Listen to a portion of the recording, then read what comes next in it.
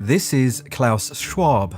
He's the executive chairman of the World Economic Forum, an exclusive organisation for the world's most influential people.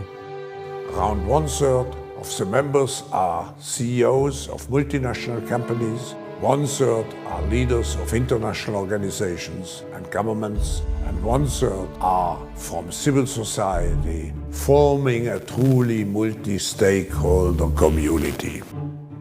His members include powerful heads of state, from Joe Biden and Keir Starmer to the President of the People's Republic of China. We are working closely together with governments from around the world, including all G20 countries. There is an ever larger need for a great reset. We will end up with many more unemployed. We have to prepare for a more angry world. I see the need for action. I see the need for a great reset. You'll own nothing and be happy. 1 billion people will be displaced by climate change. There will be a global price on carbon. This will help make fossil fuels history. Whatever you want, you'll rent, and it'll be delivered by drone. You'll eat much less meat. The US won't be the leading superpower. We'll have to do a better job at welcoming and integrating refugees. And by the time we reach full stakeholder capitalism, Klaus Schwab warns, Western values will have been tested to the breaking point. So, did you ever see this? Inspired by the Great Reset's call to action, I called for a Marshall-like plan for nature, people and the planet. He wants to reset the ways in which we live. The king is one of many powerful stakeholders colluding in the Great Reset transition to stakeholder capitalism. Other stakeholders include the managing director of the International Monetary Fund. History would look at this crisis as the great opportunity for reset. The Secretary General of the United Nations. All elements of the Great Reset are fundamental to building the future we need. Some prime ministers. This pandemic has provided an opportunity for a reset. And the disruption is an opportunity for us to reset. This is a time for a great reset. And then following this, the World Economic Forum released a slogan for the Great Reset initiative called Build Back Better. I'm just going to play you another quick video. In 2020, the World Economic Forum released a slogan for the Great Reset. So that's what this summit is all about. It's leveraging this crisis and build back better. A true recovery from COVID-19 will not be about putting things back together the way they were. We need to build back better, to reset. Building back better is about much more than corporate social responsibility. It's about reinventing capitalism itself. Klaus Schwab designed the Build Back Better slogan to encourage us to support the Great Reset. We're gonna build back better our democracy and restore humanity. We're gonna build back better. Building back better. Build back better. Build back better. Build back better. Build it back better. Building this country back better. Build back better. Build back better. Build back better. Build back better. Many governments, such as the US, the UK and Canada, have enacted Klaus Schwab's Build Back Better inclusive and sustainable propaganda policies, hoodwinking us into believing our future is prosperous. It looks as though COVID has massively accelerated changes in the world of work, and as old jobs are lost and new jobs are created, this government will build back better. And the first plank of my Build Back Better plan rejects the defeatist view that automation and globalization mean we can't assure American workers lead to a future made in America. Because we can only build back better if we lean on one another. So thank you to all of our entrepreneurs across the country for everything you do for our communities. When I say climate change, what do you think of? I think of jobs. Green jobs. Green jobs. build back better. We're gonna build back better our economy. We all want to work together on building back better from the pandemic, a slogan that I think that Joe has used several times. I think he may have nicked it from us, but I certainly nicked it from somewhere else. I think probably some UN disaster relief program. But we want to build back better from the pandemic.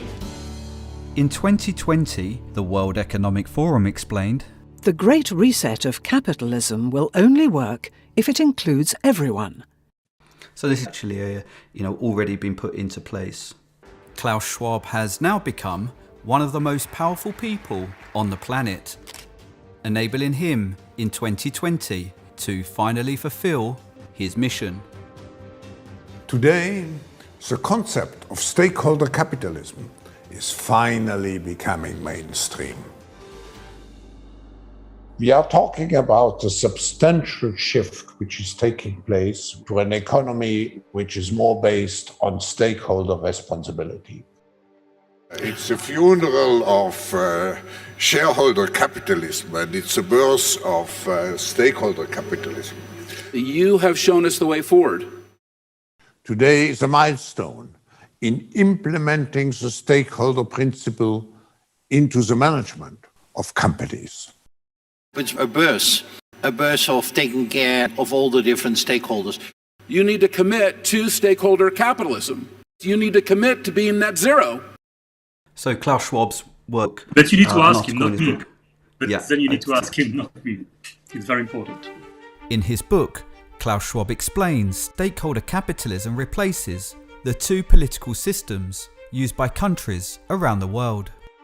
Concretely, from a system of shareholder capitalism, which prevailed in the West in the past 50 years, and a system of state capitalism that gained prominence in Asia and is centred on the primacy of the state, we should move to a system of stakeholder capitalism. And on the one hand, we have... In an interview with Asian media, Klaus Schwab explains which existing system he prefers. And on the one hand, we have state capitalism. On the other hand, we have shareholder capitalism. So it's a clash between two systems. I believe that state capitalism in the short term provides certain advantages. So Klaus Schwab clearly is in favour of Chinese communism. Yeah, okay, but nothing to do with me. The World Economic Forum have a large operation in China, where Klaus Schwab runs his ominous Global Future Council to explore emerging models of Chinese leadership adapted to a new norm of globalization. And Klaus Schwab is often interviewed by Chinese state media, where he expresses admiration for their communist system.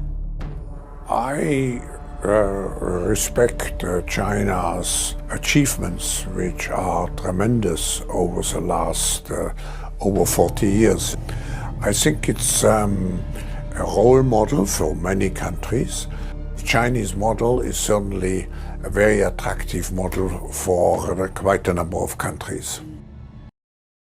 Here are Klaus Schwab's politician stakeholders, the heads of our governments, with the Stakeholder Capitalism slogan promoted above them at their G20 annual meeting in 2021. People and Planet is also promoted on the cover of Klaus Schwab's book about stakeholder capitalism. If shareholder capitalism provides us shareholders' control and state capitalism shifts control to the state, it's easy to understand who acquires control under stakeholder capitalism. Stakeholder capitalism replaces both shareholder and state capitalism with a single global political system that provides authority to a group of people called stakeholders. It's a funeral of shareholder capitalism, and it's a birth of stakeholder capitalism. You have shown us the way forward. Who, therefore, are the stakeholders who acquire such unprecedented global authority? Throughout his book, Klaus Schwab insists we are all stakeholders under stakeholder capitalism.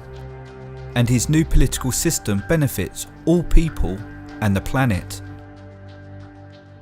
Hidden, however, in a World Economic Forum blog, Klaus Schwab explains who really acquires the authority. To ensure that both people and the planet prosper, 4 key stakeholders play a crucial role. They are governments, civil society, such as education bodies, companies, and the international community, such as the UN and European Union. The heads of these organisations are exclusive elite members of the World Economic Forum. So again that's Klaus Schwab in a blog to govern us, one of his key stakeholders. Klaus Schwab has also built a close rapport with the General Secretary of the Chinese Communist Party. It is my distinct honor and great privilege to introduce His Excellency Xi Jinping. China has made significant economic and social achievements under your leadership. In this World Economic Forum address, Klaus Schwab welcomes Xi Jinping as a stakeholder to govern us. We should join hands and rise to the challenge.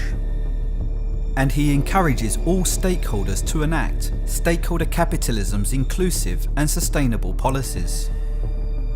I believe this is the best time for leaders to come together and work jointly for the world to become more inclusive, more sustainable. Black Lives Matter! Black Lives Matter! Inclusive and sustainable are stakeholder capitalism's 2 primary policies. Since 2020, they are responsible for the changes we've been witnessing throughout society. Black trans lives matter!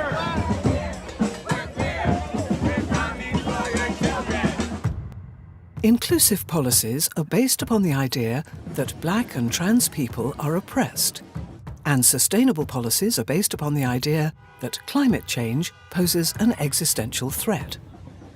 Klaus Schwab claims these alleged crises are being caused by shareholder capitalism.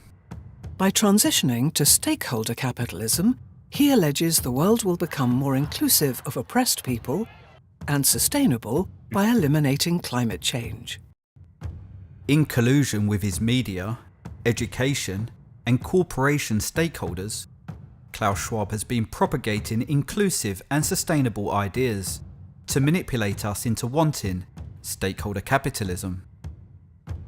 The world which we want to create with the Great Reset, it will have to be more inclusive. It's a strategy that has proven effective throughout history for shifting nations to communism. Inclusive propaganda was the primary weapon used by Mao for shifting China to communism over a 10-year period called the Cultural Revolution. Originating from a Marx and Engels idea, Mao indoctrinated young working-class Chinese to believe they were oppressed by the capitalists, encouraging them to rise up and overturn capitalism in favour of a system that he alleged was more inclusive.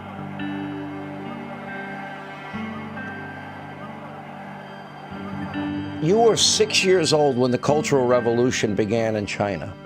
I just want to let the American people know that what's going on in our school and in our country is really a replay of the Cultural Revolution in China.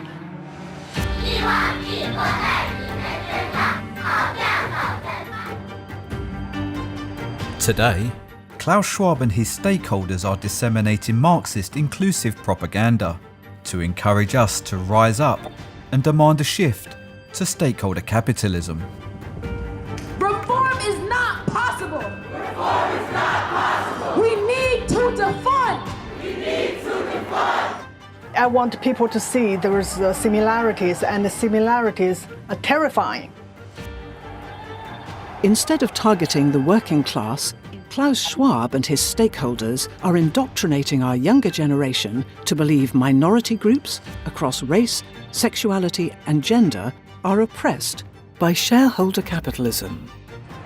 I feel guilty that I've not done anything vocally to help the people who are oppressed, and they've been oppressed for so long. My youngest looks very white, so they would look at her and say, "You are an oppressor." Marxist ideas such as critical race theory and gender identity are being propagated throughout education institutions. Books like these are now part of the curriculum. Encouraging young people to join social justice movements that are designed to drive a shift to a system that Klaus Schwab alleges is more inclusive. This one is A is for activist. Each letter promotes a different form of protest. N is for no, no, no, no. We have power! We have power! Make some noise if you think that trans rights are human rights. And we have seen the signs of anger on the streets. So we have to create a stronger inclusiveness. So there are a lot of people to allegedly make the world more inclusive. Klaus Schwab's diversity, equity and inclusion policies prioritise job opportunities to those of us he claims are oppressed. By 2023, DEI policies have been embedded into thousands of companies. It has become commonplace for companies to commit publicly to take action on advancing DEI, with 2,200 CEOs and presidents pledging to create more inclusive workplaces. While his corporation stakeholders have been forcing these DEI policies from the top down, Klaus Schwab claims we have been driving the transition from the bottom up by joining movements, including racial justice movements, gender equality activism, the global campaign for LGBTQIA+ rights, and the growing environmental justice movement, which have increased awareness and galvanized public action. How do you define inclusive capitalism, specifically regarding gender, race, and ethnicity? To make stakeholder capitalism appear more inclusive, it relies on equity policies, which are at the core of this stakeholder's presidential campaign. When you take into account the fact that not everyone starts from the same place, particularly when we take into account race and gender. Equitable policies place pressure on companies to employ more allegedly oppressed people, creating what Kamala Harris calls equality of outcome. That at its core will produce the best outcome. By increasing employment for the alleged oppressed, opportunities for the alleged oppressors will inevitably reduce, making equitable policies, by nature, discriminatory. We are proud of the fact that equity is one of our guiding principles. Proud of the fact that we understand equality is important, but not everybody starts out on the same base. To put equity firmly at the center of our economic policy. Here is Kamala Harris also sharing her pronouns to propagate stakeholder capitalism's inclusive ideas. I am Kamala Harris. My pronouns are she and her. I am a woman. Later in this series, I investigate how the Black Lives Matter co-founder was educated by Klaus Schwab on his Young Global Leaders program, and her co-founder's admission to them both being trained Marxists. I also think that we actually do have an ideological frame. Myself and Alicia in particular are trained organizers. We are trained Marxists. I also explore how stakeholder capitalism's inclusive policies encourage biological men to compete in female sports, and how the stakeholders have been cancelling anyone who objects, labelling them as transphobic. I'm sure there are still people who are skeptical about this transformation. They have to trust that the era will be inclusive for them. During the Cultural Revolution in China, the people who Mao alleged were oppressed were promised a more inclusive society. But many millions had suffered or died as victims of Mao's rhetoric. But their transition away from free market capitalism inevitably made everyone severely oppressed. All his charisma hadn't delivered the new society he'd promised.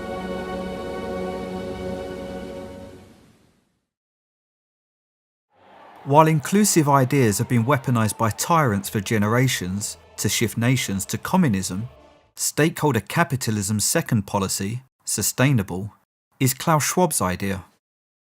And finally, more sustainable, because the next crisis is already waiting for us around the corner, and it is the climate crisis. By manipulating us to fear climate change, the stakeholders' sustainable propaganda is also making us want stakeholder capitalism. No! Stop it! Climate activists glued their hands to sports cars. I got kids to feed!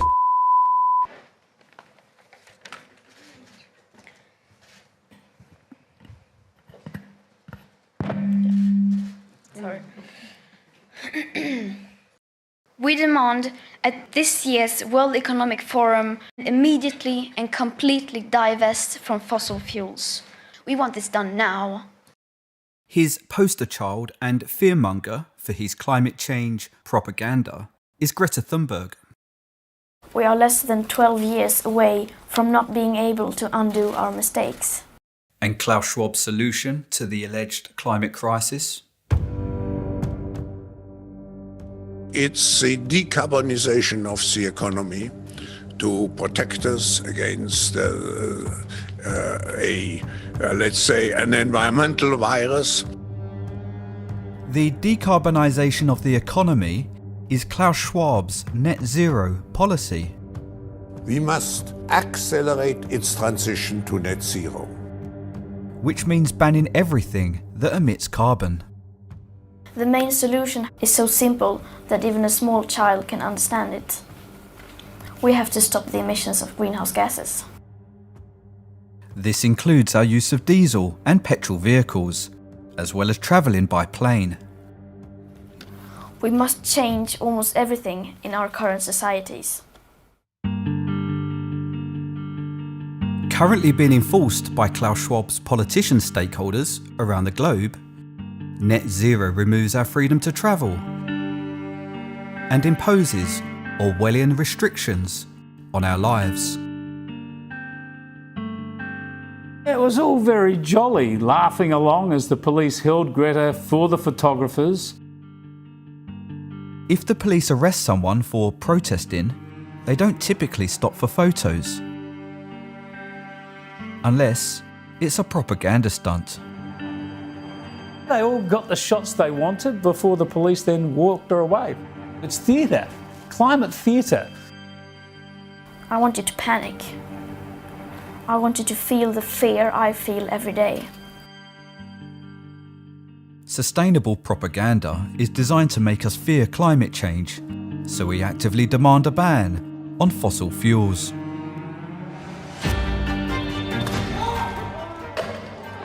Are you more concerned about the protection of a painting or the protection of our planet and people?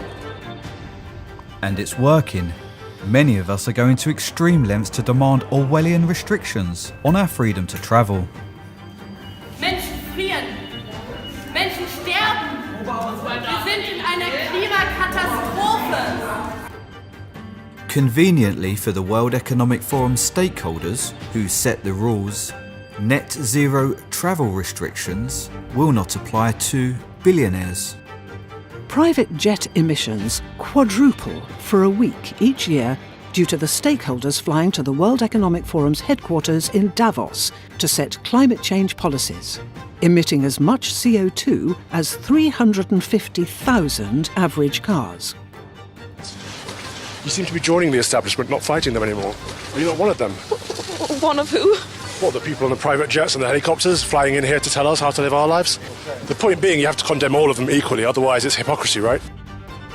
While our freedom erodes, the stakeholders reserve unrestricted freedom to travel in their private jets by purchasing carbon credits, which they claim offsets their carbon emissions. We are grateful for your leadership on stakeholder responsibility in accelerating the transition to a sustainable market. Like all stakeholders, the UK Prime Minister has a responsibility to accelerate the transition to Klaus Schwab's sustainable market. We will play our full part on the international stage, obviously towards those net zero targets. The World Economic Forum is where our leaders' loyalty lies. You have to choose now between Davos or Westminster. Davos. Why?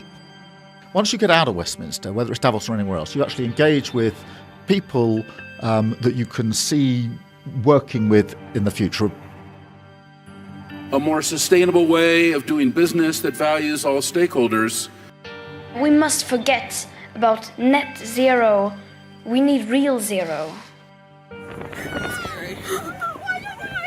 Stop! Stop! Stop! Stop! Stop!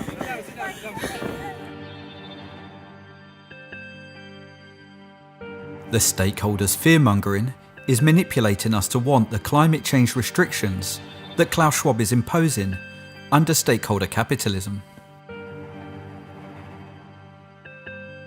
In a later episode, I investigate the climate change science. This is from NASA satellite data. Temperature has gone down. And the stakeholders' sustainable propaganda.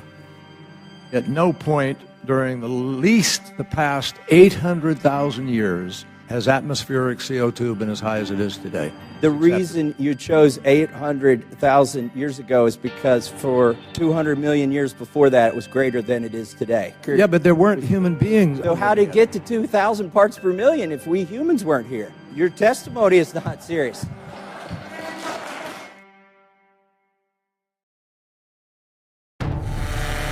They were all caught by Chinese authorities who've been deploying drones equipped with high-resolution cameras and loudspeakers. In China, how does a relatively small government violate millions of citizens' human rights without them rising up and overturning their government? Under a statue of Mao Zedong, with their fists raised, groups of tourists recite their party oath. Committing allegiance and fidelity, they say, to observe the party's discipline and guard all its secrets, ready at all times for sacrifice. The answer is communism can only thrive by brainwashing citizens to want it. Outside, some 11-year-old girls were part of a video project designed to teach toddlers and kids about Mao and the party. It will make them love the country more and feel grateful to the country, she says. A tidied-up version of history is fundamental to propaganda here that attempts to shape and fortify the Communist Party's past and ensure a grip on power in its next century. During the Cultural Revolution, Mao indoctrinated citizens into wanting communism by propagating ideas that made them angry and fearful about issues he alleged were caused by free market capitalism. Power in numbers! Power in numbers! Power in numbers! I'm angry at 31. You angry at 16. Klaus Schwab's inclusive and sustainable propaganda is making us angry and fearful today. We're angry, we're mad, we're hurt, we're afraid. But that fear is going to motivate us. People are dying. Children are starving. Families are fleeing their homes. Making us want his authoritarian system that's allegedly more inclusive and sustainable. What we're seeing now through the language of the World Economic Forum, this concept of stakeholder capitalism, which really is just communism in drag. Replacing shareholder and state capitalism, stakeholder capitalism is a universal political system that empowers the World Economic Forum's elite members, called stakeholders, with authority over all people and the planet. Welcome to Stakeholder Capitalism, a show by the World Economic Forum exploring how economies can be made to work for people and the planet. Since the enactment of stakeholder capitalism, we no longer live under free market capitalism, and our nations are no longer sovereign.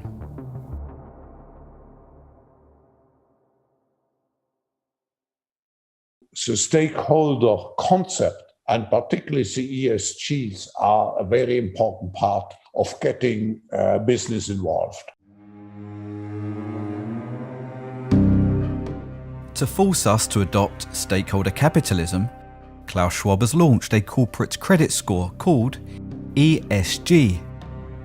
E stands for environment. In this section, we receive a good score for complying with Klaus Schwab's sustainable net zero restrictions. S stands for social.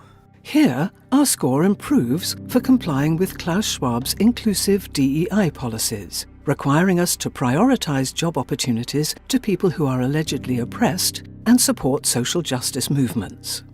And G stands for corporate governance. This means the corporation stakeholders who govern us. You have been a fabulous partner in promoting the stakeholder concept. What you did is actually to speak out on social issues. Your support for LGBTQ rights.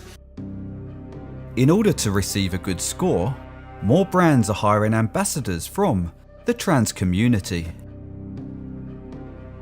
This month I celebrated my day 365 of womanhood. Check out my Instagram story to see how you can enjoy March Madness with Bud Light and maybe win some money too. And the stakeholders are supporting other inclusive policies. Starbucks says employees will now be allowed to wear Black Lives Matter apparel as part of its dress code, and now they're even making t-shirts for them to wear. If we do not comply to Klaus Schwab's Marxist policies, a subsequent poor ESG score will mean no more funding.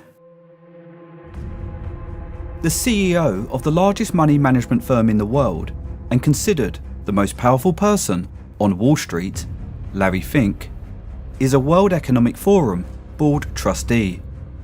BlackRock focus their investments in companies with good ESG scores. At BlackRock, we are forcing behaviors. That's an investment criteria for you. If you don't force behaviors, whether it's gender or race, you're going to be impacted, and we're going to have to force change. By starving non-compliant companies of funding, investor stakeholders, such as BlackRock, are forcing companies to adopt stakeholder capitalism.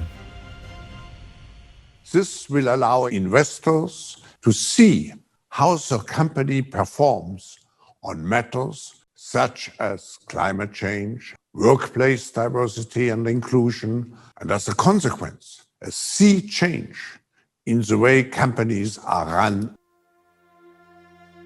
One elite who rejected his invite to the World Economic Forum and is sounding the alarm about ESG is Elon Musk. We don't want basically some sort of communism rebranded thing, which is like a lot of what ESG is, to be inflicted upon corporate America without the knowledge of the actual shareholders, which is what's going on. The public is being lied to. Elon Musk tweeted, "I'm increasingly convinced that corporate ESG is the devil incarnate.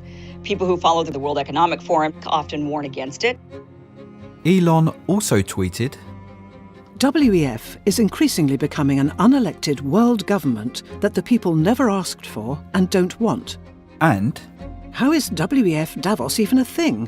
Are they trying to be the boss of Earth? Criticising our new boss of Earth will guarantee a poor ESG score. Tesla, a company that makes electric vehicles, has a moderate to moderately poor score. Somehow, out of the 5 US-based automotive companies like Ford, which make gas-guzzling trucks, Tesla's ESG score is the worst. Why is that? The score is political. What I'm particularly proud of in the case of the development of those ESG metrics is that the initiative came from business, from our 100+ CEOs. And his 100+ CEOs will of course be guaranteed a good score. So the company reigning at the very top of the ESG scoring list is, believe it or not, Bill Gates founded Microsoft. With these metrics, the business world will finally be able to walk the talk on their commitment to ESG performance and the stakeholder principle. Recently, I rejected a request from my investors to report ESG metrics for my startup. But according to Klaus Schwab, I may soon have no choice. As regulators look set to mandate separate sustainability reporting requirements, we encourage all companies to join the forum's Stakeholder Capitalism Metrics Initiative. This mandate call to action is led by this middle stakeholder, the former UK Prime Minister. We're announcing the UK's intention to mandate climate disclosures by large companies and financial services firms across the economy by 2025. By the end of 2023, the UK and several other countries had mandated large company environmental reporting. And the UK, EU and Australia have announced reporting could be made mandatory for all companies this year.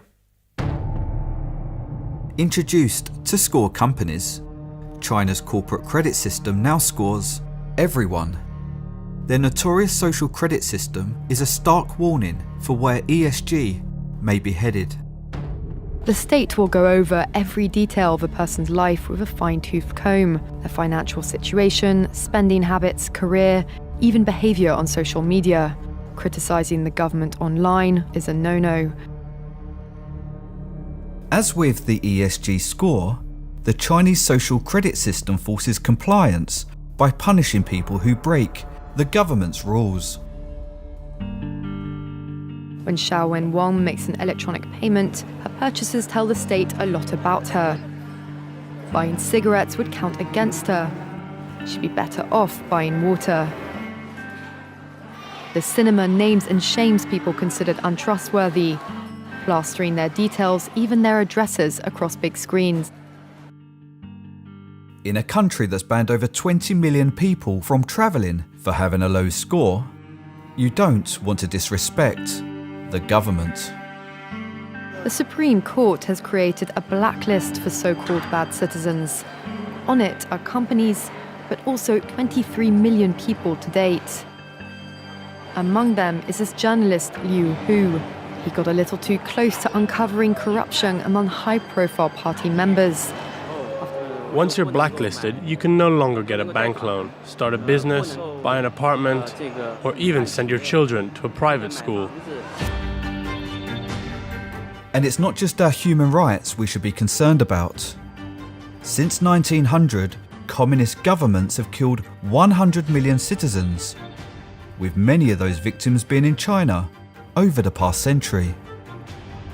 Between 1960 and 1962, 30 million people died from starvation during the so-called Great Leap Forward.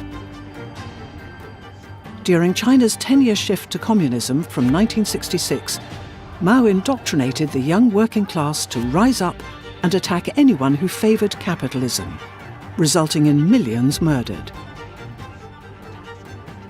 In 1989, thousands of human rights protesters were massacred by tanks and heavily armed troops in Tiananmen Square. China is an example of how citizens become oppressed when a nation transitions away from free market capitalism. Today, Xi Jinping is leading an Orwellian campaign of control and intimidation, using the media to brainwash citizens. China's lockdown on free speech and dissent is still in full force. Journalists are being arrested and newspapers forced to censor or close down. Due to the Marxist ideology opposing all forms of religion, over 1 million Uyghurs and other Chinese Muslims are currently being tortured and often killed in re-education camps designed to erase religion throughout China. Lessons are watched over by police, carrying shields, batons and handcuffs. And the documents describe the response to students who attempt to escape. If warning shots are ignored, the order's clear: shoot them dead.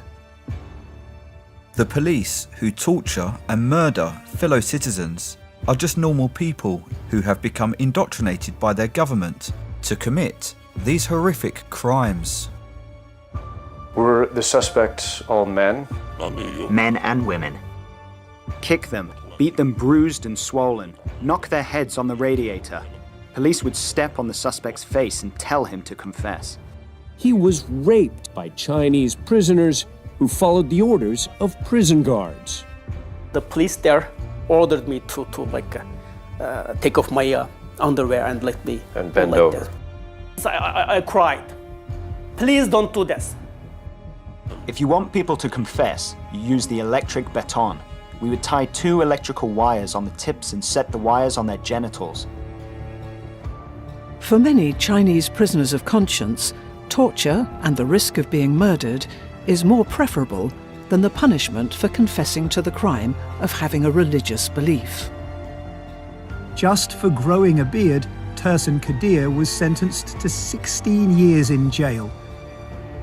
Many others have been jailed for listening to illegal religious lectures, including Tursun Memtimin and Ashigul Turgan. The documents don't say whether their daughters have been sent, like so many others, to the state-run boarding schools built alongside the camps. He insists he can forgive the men who jailed and tortured him. I don't hate them, because all of them victim of that system.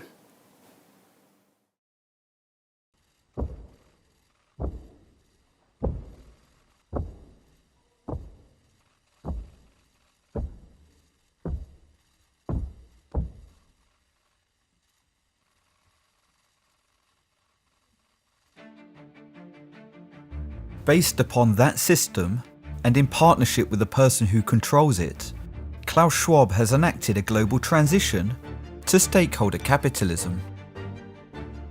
Today is a milestone in implementing the stakeholder principle into the management of companies.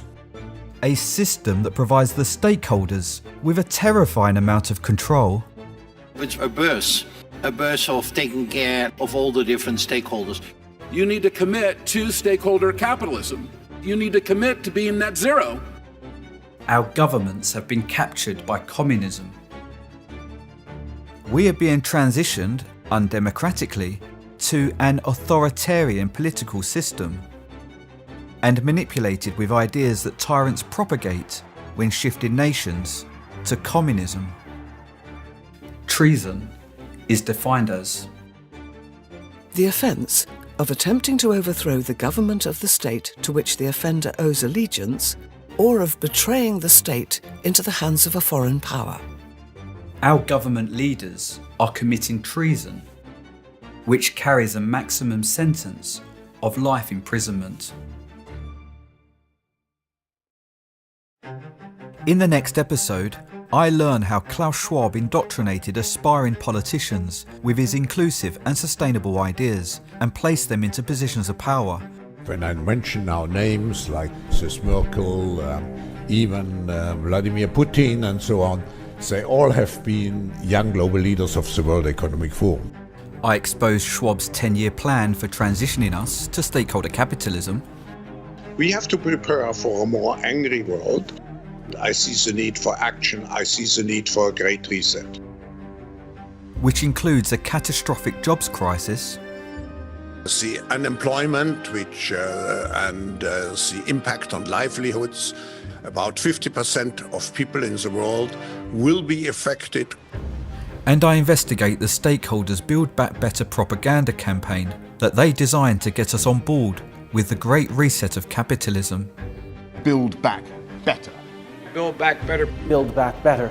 Building back better. Build back better. Build back better. Build back better. Build it back better. Building this country back better. Have we escaped a communist fate by ending the Obama-Biden era? Well, there's no one better to ask than the author of Mao's America, Xi Van Fleet. She joins us today. I want to remind you that her best-selling book warns about the authoritarianism that she lived under when she herself lived under Maoist era in communist China. And she has been warning for years about the parallels that she has experienced living in both places as an American now. Now, everyone knows that China is the not the most free place in the world. I don't think, though, that we see these parallels creeping up on us until they're actually there. And a lot of times we think it's under the guise of good intentions. But the parallels in her book between the Mao and the Biden era were shocking. So she joins us to discuss. Thank you so much for your time. Of course. Thank you so much for inviting me. Well, really, I want to tell you what I found the most shocking about the parallels of Maoist China and Biden America were the following: the normalization of criminals. Yes, check. The breakdown of the family. The breakdown of gender roles, I didn't know that. Lowering the standard of education, punishing anyone with any modicum of financial independence. All of these are ways that you can break down people to control them. I want to go over them one by one, but first I want to ask you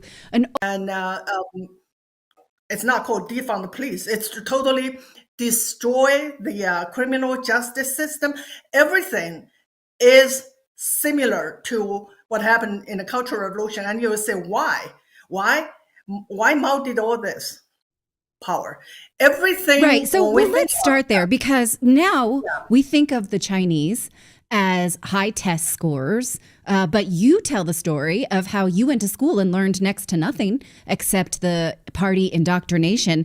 And so can you compare that to the standards of education in the United States, that we continue to lower them under the guise of acceptance and tolerance? But that's not tolerance. That's keeping people poor.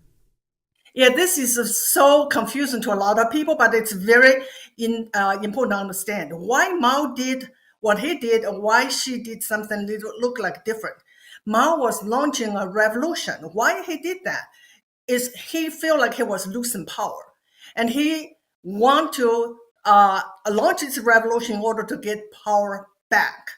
And so he did not want people well-educated. He wanted everyone to be a revolutionary, follow his order and take down the system and destroy the society so that he can take power. And what happened now is Xi Jinping has power. He has absolute power. He doesn't want chaos. He wants his people to build his version of the socialism, and then he wants people to study. He wants the kids to be good at math, good at the basic skills. But it's not for the benefit of the people. It's the benefit of his power.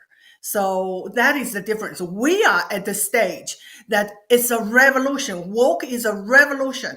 Some people want to take power. In order to do that, they have to do what Mao did.